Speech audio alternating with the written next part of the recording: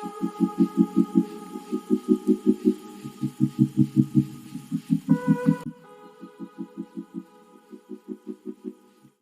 so good afternoon, sir. Thank you for setting aside time for this interview, and especially in a Sunday afternoon. So, on average, we would be probably asking you around 8 to 9 questions, not more than that. You can spend even like a minute answering each. Short, it can be short and crisp. So my first question for you, sir, would be: could you please provide a brief introduction to your company and what exactly inspired you to start this venture? My company is called Pranalab Private Limited. It was set up in 2017 by myself and another co-founder, Dr. Ganesh. Both of us were working in Hindustan Unilever Limited. We quit our job and started it in 2017. We now have about 6 employees, apart from 2 of us, 1 PhD and 5 masters. And we work on R&D in developing a pharmaceutical product. And the idea was to try to we have a lot of whatever knowledge we have acquired over several years, wanted to make much better use of it for the society and for ourselves. All right, that's interesting. So my next question is, what would you say is the mission and vision of Tranalab Private Limited, or like, in other words, what's like the ethical values that form the foundation of Tranalab? Our mission is to make certain biotherapeutics affordable. So Okay. there are biotherapeutics are large molecule, basically not compared to like small molecules like aspirin or all different. Biotherapeutics are generally always produced using recombinant technology, which are much larger, so 20,000 or plus higher kilodaltons, 20 kilodaltons, 50 kilodaltons, and so on. So these are not really affordable, and there are certain things which are really seriously unaffordable. Our mission is to make this affordable. Okay, that's nice, interesting. So my next question would be: is how does this particular service, like you explained that it is probably one feature that you explained is that it should make the medicines affordable. Like apart from that, is there anything else that stands out in comparison to other companies of a similar nature? So we have taken a significantly challenging problem. We have been working at it for more than 4.5 years, and we have made significant progress. In technical language, what we could say that you have completed proof of concept. So there is an idea, then you do a certain thing, and so we have done a significant bit of work, proof of concept. And you need to realize that this is a biopharma or pharma. The typical development cycle is at least 7 to 8 years. It is not short. So in that sense, we have made significant progress. All of our project has been supported by grants, which are prestigious grants from BIRAC, which is Biotechnology and Industrial Relation Council, Biotechnology Ignition Grant, Karnataka State Elevate Grant. So all of our work has been supported by prestigious grants, which are highly competitive. Each grant is highly competitive. Several rounds of selections happen. So that way, there is, in some sense, some kind of external credibility of what we are doing due to that. And I think we are close to filing several patent applications. About 6 patent applications will be filing in next 3 months. Oh wow, that's interesting. So like as you explained, like all these, especially for example, this patent applications and also like getting these grants, how would you say that that all these steps you're taking towards your objectives are relate to the strengths of your company? Like, what are the strengths that stand out in your particular company?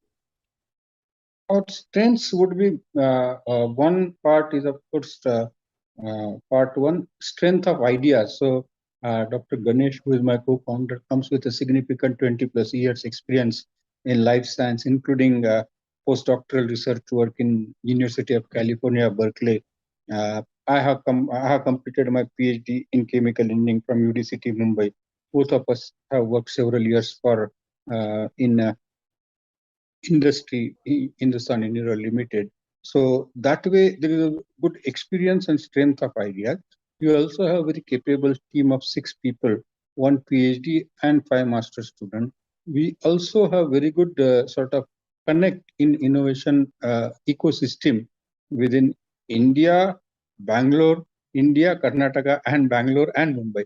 So there are a very large number of people who are extremely capable, are either entrepreneurs, scientific advisors. So we have a sort of about 7 or 8 advisors, which are all world-class advisors, which are all part of Indian innovation ecosystem, from academics to entrepreneurs to uh, various aspects of work, including medical practitioners who work on the disease that we work on. So we have a very good innovation ecosystem within India. That is the and within which we are well connected, and we have been sort of fortunate to get advice of a lot of very good people. Right. And of course, our team is again a very good team, all young people, but extremely good people. Interestingly, the 4 people who did internship with us all are employees. So whoever did employ, so they got 6 months kind of. We liked them, they liked us. We were able to continue that, and so that way the team is also young but very good team. Right. So also could you... Okay. So yeah, that's very interesting. Like, so mainly you're probably saying that human resources are like kind of the biggest strength, right? Like in your company. Human resources, one is within the organization and even outside the organization. There are very big resources do not need to belong to us. There are people who are, academic people who are entrepreneurs who are willingly able to give their time and attention to something like this and give their advice. We have been fortunate that several such people are connected to, and such people are available in sort of India, Karnataka, Mumbai, Bangalore. So that is the ecosystem is very well developed. Right. So could you just like outline like what exactly is the disease like you're trying to aim to find a solution to? So I'll not be able to get into a lot of details, but it's a rare genetic disease. It's a so-called autosomal recessive genetic disorder, which means both parents carry certain defective gene, then the child will have it. So both parents have to carry certain defective gene. If only one parent carries that gene, you do not get the disease. The children don't get the disease. But if both parents have some defective gene, you will get that. So that's what is autosomal recessive disease. It affects almost all the organs in the body. Essentially, there is an enzyme which is in the body which is used in clearing up certain chemicals that are produced, glycolipids that are produced within the body, are broken down, and then afterwards the body takes care of removing it from the body through kidneys and various places. Now, in this particular disorder, this enzyme is either not active or absent. So all those products cannot be broken down, and they keep on accumulating in the body. So and they accumulate in macrophages, so-called cells. So spleen can become 10 to 20 times its original size. Liver can become 20 times its original size. So if you see a child will have very distended belly is one of the things. And it's not only that, because of that inflammation, there are multiple other complications happen. The blood system is affected, bone system is affected. In certain manifestation of disease, even neurological manifestations are there. And so this is the disease briefly. And if it is not treated, the frequency is relatively about 1 in 30 to 40,000 births. So 1 in 30,000. That's why it's not very prevalent, but it's still a significant number if you look at a country like India. And if untreated, it leads to very poor quality of life and potentially death within about 10 years of age. So this particular thing that we are working on, and there are medicines available, but they cost about 40 lakhs per year. For one patient, one child of 10 kilogram body weight, it costs 40 lakhs per year. and you need to take the medicine lifelong. It is not a treatment. It's not a cure. It's a treatment. So the treatment has to be taken lifelong, and that is where the affordability becomes almost without that you cannot really do 40 lakhs per year, and every year on year is simply not affordable in India. So that's the this is, and if it is known that if the treatment is there, if the treatment is given, people do get improved and they lead almost to normal life. So every 14, 15 days, you have to go and take through this injection through IV for about 6 hours. And people can lead pretty decent life if that treatment is given. Currently, this is a problem which we are addressing. That's where the affordability comes in. Oh, wow. Okay, that's a very difficult disease to solve, but I know you guys, I mean, you people will be able to do a good job on that. So my next question is, what are like some of the difficulties you faced as an entrepreneur? Like, how would you react to failures as an entrepreneur is like what we are like trying to learn here. Yeah, I think you have to be prepared to fail. First thing is that you have to be prepared to fail. It's absolutely nothing works without failure. So, for example, since we were funded by grants, several of our initial grant application did not materialize. We did not get selected after first stage, second stage, or third stage. Various places we did not get selected. We continued sort of working on. So we took out whatever was the criticism. You may feel sometimes bad about the criticism, but you remove the personal points of the criticism, or even sometimes the criticism can still have a lot of invalid components also. So it's very easy to say that the committee did not know its job. The committee, there is an expert committee who is supposed to give grant, were idiots. Is the easiest way to think of. But you have to think that I think that is not the correct way of thinking. We were not able to convince the committee. This is the way to look at it. Not that because it's very easy to say. Then you externalize the problem, saying that, oh, look, somebody did not know, so what can I do? I cannot do anything. I did my best. They did not. So that is not the case. My job is to make sure that whoever sits in the committee who is reasonably expert, I am able to convince them. I should change my communication. I should make my case stronger. I should find more evidence. I should find better rational logic, whatever it is. And I should communicate better. Many times communication is not very good. We understand, but we fail as a scientist. We know a lot of things, but many times you have to communicate in a very easy manner so that the person understands much more easily. If I get into scientific jargon, many times people switch off. So whatever is the failure is we need to figure out. So there are two types of failure. So one is this kind of failure to communicate your ideas and get the funding related part. The other is actually research. It's a research problem. So you will have a good hypothesis. You will do the best possible piece of work, but it's an idea. It's a research hypothesis. Nobody can guarantee that everything works. So whatever, many times things, your hypothesis may not be good. Many times your equipment fails. So equipment, for example, I have had there is something called carbon dioxide incubator.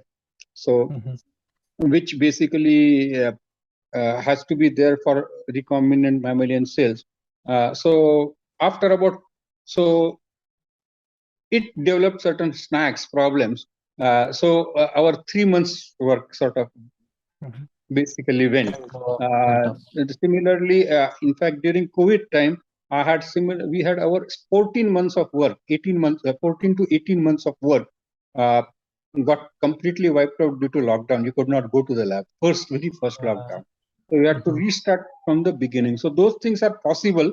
You cannot plan for them, but you have to be prepared. So one is this communication part. One is a practical day-to-day kind of activities.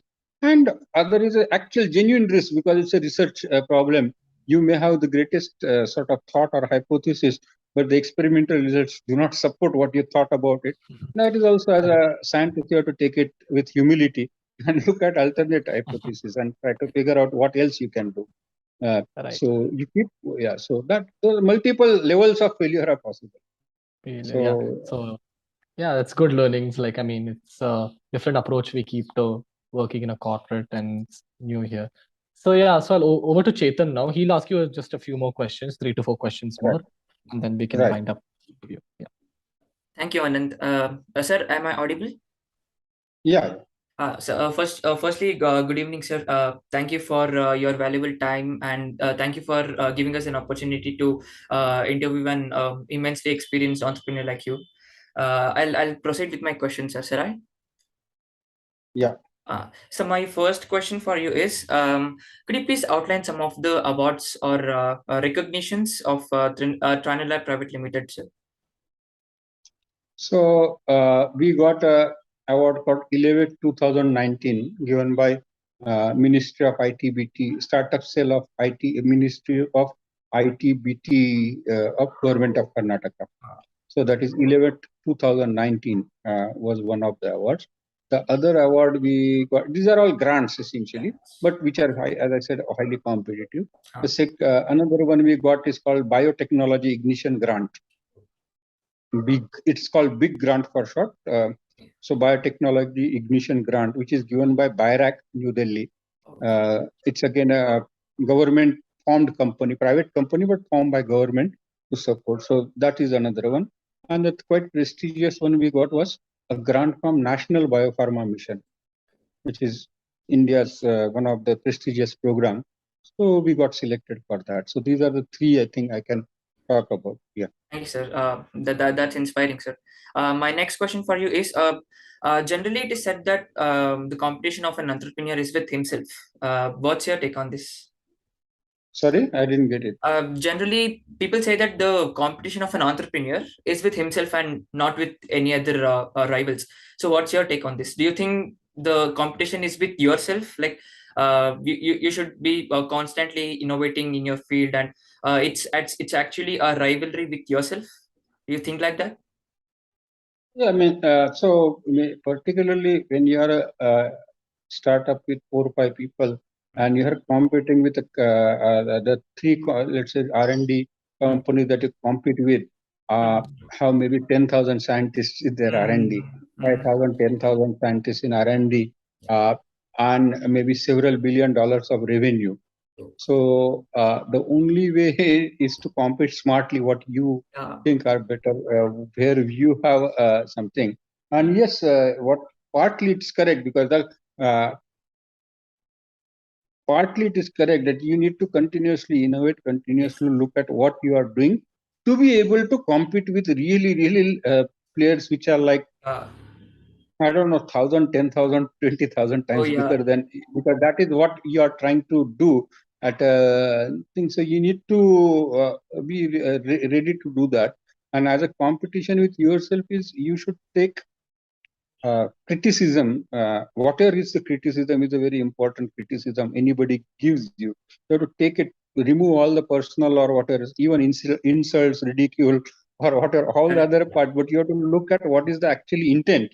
And is there anything I can do about it? So one is, and continuously looking at ways to do things with very limited resources. The competition is basically one, you have very limited resource in terms of time, limited resource in terms of money, limited resource in terms of human, and you need to really make best use of whatever you have, whatever you can get, or whatever we have in the best possible manner. That is in some way continuous optimization, continuous sort of improvement is very essential, and we have to fail fast. If we are doing something, I can't take 2 years to fail at it. Fail it in 2 months. Design experiments which you can tell either decisively, either yes or no, as fast as possible. If the answer comes negative, fail fast and move on. I can't keep doing the biggest sort of competitor. If I wouldn't say is a competitor, but the biggest sort of thing that you are against is time. Time, yes. So, correct. Time is the biggest. Money is of course there, but time is the biggest one. You cannot keep on spending year after year and say that no, I was not able to do this or something. You have whatever you have to do, you have to do it fast. Fail, succeed, whatever you have to do it fast. Yes, sir. That is smart, sir. Time is your ultimate competitor. That is smart. Moving on to the next Our question. enemy or friend. If you do it fast, it's so. But you cannot hang about, and you have to be decisive. You have to Yeah, correct. come to decision. No, this is not working. You have to be humble enough to say no. Something is not working. I need to Yes. stop, because Yes. then only you can allot your resource to something else. Yes, sir. Correct. Otherwise, you keep on doing, with the hope of doing something that does not work. So you have to look at rationally, logically, with it, Yeah. and always Yeah. calculate probability of success. No, something is not really working. Give up fast. People say that you should not give up. I would Yeah. actually, you should give up fast. Should actually If yes. something is staring, the facts are staring in your face, change, either break that problem or go around it, or Go around, yeah. start different things. Yeah. Right. Okay. Thank you, sir. So what advice would you give to your aspiring entrepreneurs and to your younger self? I don't know what advice younger self I will give. I don't know, because I started much later in my life. Okay. So like what advice you would give to the like young entrepreneurs, like the current generation entrepreneurs? I think just I mean, I don't know whether it is correct. I think listen to everyone's advice. Correct. Yeah. But do your own thing. Yes. Because Like this. everybody would have opinion. So it's easier to get carried away by somebody encouraging something. Yes. Or easier to get disappointed saying somebody in a good position saying, oh no, this is not going to work. So listen to everybody, analyze it, take it, not that you throw it away, but do your own thing. If you have whatever is the vision, passion, or conviction, conviction is there that yes, and of course it has to be reasonable conviction. It cannot be, but people may not see the same thing coming in the same way. But if you are convinced of something, then don't give up. You listen to everyone, but don't take anybody's advice, including mine. Oh, yeah. So, in other words, listen to everyone, but do your own thing. You do what you think is correct. Yeah. In other words, we can say that listen to everybody and choose the best one, like on your own will. Yeah. So consider everything very carefully, but do your own thing. Yes. What you believe is the one. Don't get saying that if this person has given advice, he's the greatest person, Exactly, very big person. Whether either positive or negative, you think through and you choose that's the best sort of privilege in entrepreneur is you can take whatever decision you want, and you are fully responsible for whatever decision you take. So that's the biggest advantage. So that's why you take anybody can tell me anything, but I am the final person deciding. So that is the advantage. You listen carefully, but you decide what you think is right. Yes, sir. Yeah. So moving on to the next question. Next question is quite interesting, sir. Usually successful people follow a routine which affects their daily business decisions. Do you follow something like that? Unique daily routine do you follow which affects your business? Positively or negatively? Both, sir. Both, sir. We'll take everything here. I mean, there is no particular routine, but I'm generally try to improve my listening as much as I can, because whenever people, I talk to scientists, I talk to other outside people, I talk to inside people. Many times, the words may be different, but people may be trying to mean something different. So through body language or various, not only body language, even you can see. So can you give this to me tomorrow? So you ask someone. So somebody will say, I will definitely try. So what does it mean? So if somebody is going to definitely try, means they are not convinced that they will be able to do. So you have to read little extra in terms of so listen very carefully. And it doesn't mean that they are wrong or something. They try to figure out what is the so biggest thing for people like me is we have a small team. So what exactly is the problem? Problem is people may not communicate it straight with no, this is not the problem. What is the problem? So you have to figure out what the problem is by listening very intently, listening very carefully. So that is one routine, and one reason for that is then when you do whatever you do, you focus full time on that. So if you are talking to someone, I would not pick up phone call. Don't keep on looking at email, WhatsApp, or whatever. So that distraction has to be avoided. So whatever you're doing at one point, do it intently. A lot of people do so-called multitasking. It's possible. Yes, I yes. try to focus on one activity at a time and do particularly laboratory work, etc. Focus on one activity. If I want to speak to you, I would give you full attention. I would not have some other thing here and there. Yeah. Whatever work you do, do Yes. it with maximum Yeah. intent, maximum Yes. concentration, and don't lose any moment of that interaction or whatever work you're doing. That's all I do. So one, it's not a routine, but then keep the phones, etc., on That's okay. silent or away. Don't get sort of addicted to pick up. So suddenly something comes in, you need to look at.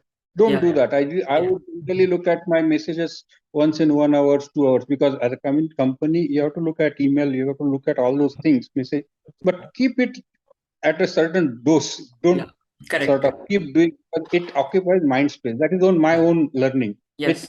Even if I'm not reacting, if somebody sends a silly joke, right, in WhatsApp, you look at it and say, what's a silly joke? But your mind has gone for a few seconds. It has gone off topic, although it is not, you may not realize it. So that I have practiced. That is one thing only I practice, but whatever activity, focus full on that. Okay, thank you, sir. Sir, I have one last question for you, and we have last 8 minutes. So, what are your future goals regarding Trinalab Private Limited? Future goal, a few. One is, of course, what we do. You realize the vision. Oh yeah, vision. I have to bring out something that is affordable, and which are several steps. It's a biopharma. There are multiple steps. You do proof of concept, then you have to do animal studies to show safety, efficacy. Then you have to do human clinicals. Then you have to get regulatory approval. So each step you can have yes or no kind of answers. Oh yeah, but we have to work on till we get a certain thing. And interestingly, since we are following one single path, there are still multiple applications beyond what current disease we are working on. We have, for example, in infectious disease, in terms of oncology, that's cancer, we have some potential applications which we are developing. And I think I forgot to mention one of the awards and honors you are asking. So recently, May 2022, our company was selected, one of the 10-15 global companies selected to attend antimicrobial resistance mission UK. Wow! Oh, UK. Nice. That's inspiring. So I represented Trinalab and visited UK for about 10 days under that AMR mission UK 2022. And you would see that antimicrobial resistance is not our area, but what we are working on has potential applications in that area. And in that idea was liked by people, and we were invited for that particular sort of mission for developing drugs for antimicrobial resistant TB, tuberculosis, which is a very big problem in India. So that's true. That's something that I forgot to mention earlier. But that so the mission is to really make a difference, bring something out in line with what we are saying, that some drug that actually is taken up by human being, either intravenous, orally, or whatever. So, and which makes a change. That's the let's make a change. Yes, sir. Thank you. Thank you, sir. So we've come to the end of this interview. Thank you so much for sharing your wisdom and your theory on competing with time and listening to others. Really inspired me. Actually, I don't listen to others, but yeah, I'll try listening to others and make the best possible choices in my life. Thank you so much, sir, for giving your time, especially on a Sunday evening. Thank you, sir. Okay. All the best. Yes, sir. Thank you. Thank you so much, sir. Like, I mean, it was, I know, especially on a Sunday evening. Thank you for the time and the wisdom that you put across. So, yeah, wish you all the best, sir. And thank you, sir. Thank you. All right. Thank you. So we'll wrap it up here. Yeah. Okay. Yeah. Okay. Thank you. Thank you.